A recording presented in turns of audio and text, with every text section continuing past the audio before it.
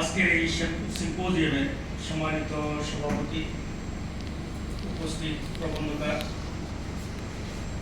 আলোচক বৃন্দ, সুধী মণ্ডলী, আসসালামু আলাইকুম ওয়া রাহমাতুল্লাহি ওয়া বারাকাতুহু। আমি একটা লম্বা করলাম না, সংক্ষেপে আমার কথা শেষ করি। আমি ধন্যবাদ জানাই আজকের এই যারা আয়োজন এটি করেছেন, গুরুত্বপূর্ণ বিষয়ে কথা বলার একটা সুযোগ হয়েছে আমার। আমি অভিনন্দন জানাই আমাদের প্রবন্ধকারকে, তিনি সংক্ষেপে হলেও গুরুত্বপূর্ণ পয়েন্ট কাজ করার চেষ্টা করেছেন। এই আমাদের বিশেষ করে যুব সমাজকে রক্ষা করার জন্য, দেশকে বাঁচানোর জন্য আমাদের কি করা উচিত। আমাদের এখানে বিহারের সাবেক চেয়ারম্যান আছেন এবং এই ডিপার্টমেন্টটা এক সময় কিন্তু ওনাদেরও তত্ত্বাবধানে ছিল। আপনারা জানেন যে জাতীয় রাজস্ব বোর্ডের অধীনেই কিন্তু 1976 সালে এক্সারসাইজ অ্যান্ড ট্যাক্সেশন ডিপার্টমেন্টকে এইখানে তাদের ডায়াবেটিস অ্যান্ড লিগাল পরিতত্ত্ব নামে একটা ডিপার্টমেন্ট করে ওনাদের আন্ডারে ছিল সেই 1990 সাল পর্যন্ত। 90 সালে এসে কিন্তু আমাদের বাংলাদেশে এই মাদক দ্রব্য নিয়ন্ত্রণ অধিদপ্তর করা হয়, আর একটা টার্গেট ঠিক করে দেওয়া হয় যে একদম বাংলাদেশ থেকে মাদককে নির্মূল করে দেয়। এখন পর্যালোচনার সুযোগ আসছে, আমরা এখানে পর্যালোচনা করব। একটা ডিপার্টমেন্ট যখন প্রতিষ্ঠা হয় আর একটা টার্গেট ঠিক করে দেওয়া হয়, তাহলে ওই টার্গেট তারা কতটুকু অ্যাচিভমেন্ট করতে পেরেছে। কিন্তু ভেরি আনফর্চুনেটলি আমি যদি আমাদের বাংলাদেশের আইনগুলো থেকে তাকাই, যে 1948 সালে যে ড্রাগ কন্ট্রোল একটা ছিল, সেটি পর্যায়ক্রমে একের পর এক আইন করে করে করে করে এখন 2018 সালে এটাকে এই মাদকদ্রব্য নিয়ন্ত্রণ আইন করা হলো।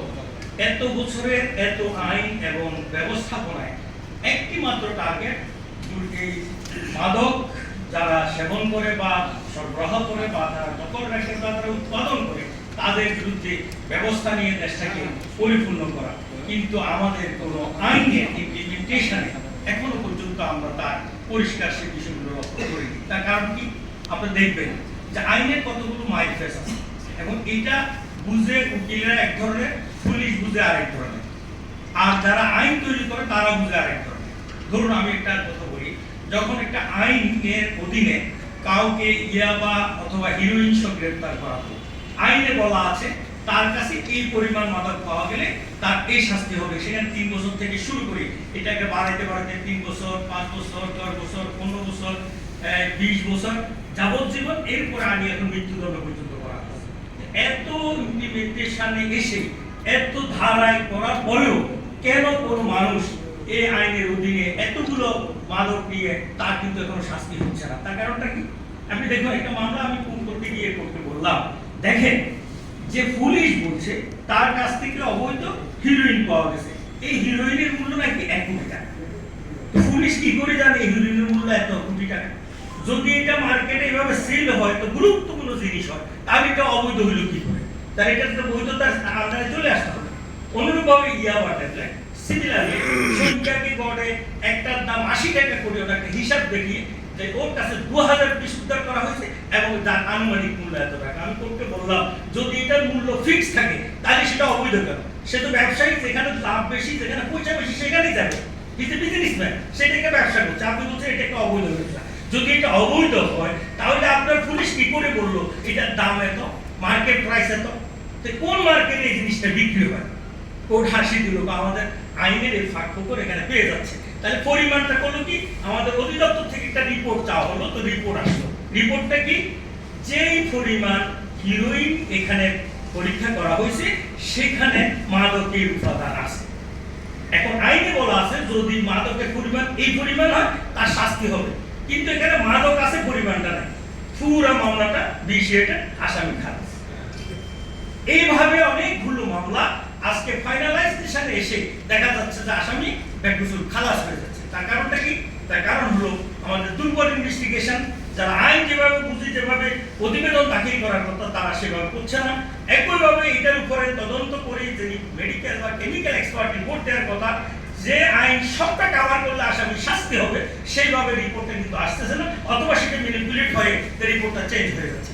এইভাবে আস্তে আস্তে আমাদের বাংলাদেশের এই যুব সমাজের মধ্যে এটা ছড়িয়ে যাচ্ছে। আবার দাম বেশি হওয়ার কারণে ব্যবসায়িক শ্রেণীরা এখানে উৎসাহিত হয়ে ব্যবসার সম্পৃক্ত হচ্ছে।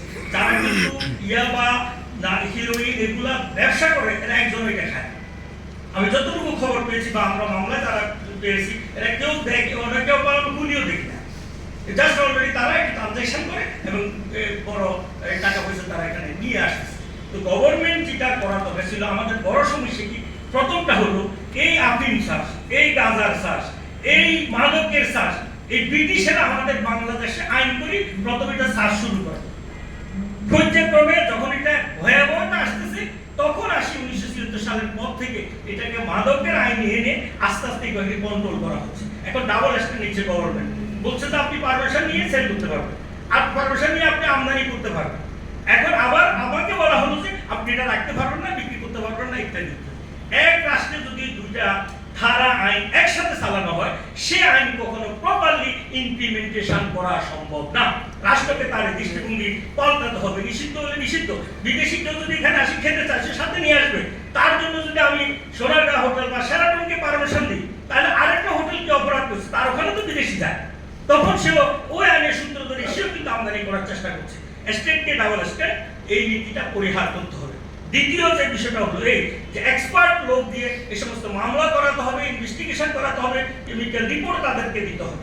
অনুরূপভাবে ট্রায়ালের সময় সরকার পক্ষের আইনজীবীকেও কিন্তু এক্সপার্ট হতে হবে। এখন সরষায় যদি ভূত থাকে তাহলে সরষা দিয়ে তো আর ভূত কাটানো সম্ভব না। আমাদের বাংলাদেশের রাষ্ট্র ব্যবস্থার প্রত্যেকটা জায়গায় ইয়াবাসক্ত বা মাদকাসক্ত লোকগুলোকে যদি সরকারিভাবে প্রোভাইড করা হয়, প্রমোট করা হয়, তাহলে এই লোক দিয়ে আপনি রাষ্ট্র ব্যবস্থায় মাদক নিয়ন্ত্রণ করতে পারবেন না। এরপরের কথা হলো, শুধু তাই নয়, এই মাদকের এই বস্তাগুলো থানায় সংরক্ষণ করে রাখা হচ্ছে। আমার সাথে পুলিশের বার্গেনিং হলো, আমার আসামি তার সাথে তার তর্ক ভিত্তিতে জড়িয়ে গেল, তাকে এক বস্তা ইয়াবা দিয়ে চালান দিয়ে দেওয়া হলো। নির্বাচনে সে বাধ্য হলো, আমি এখানকার মামলা ডিল করছি, তাকে বলা হলো ইলেকশন করতে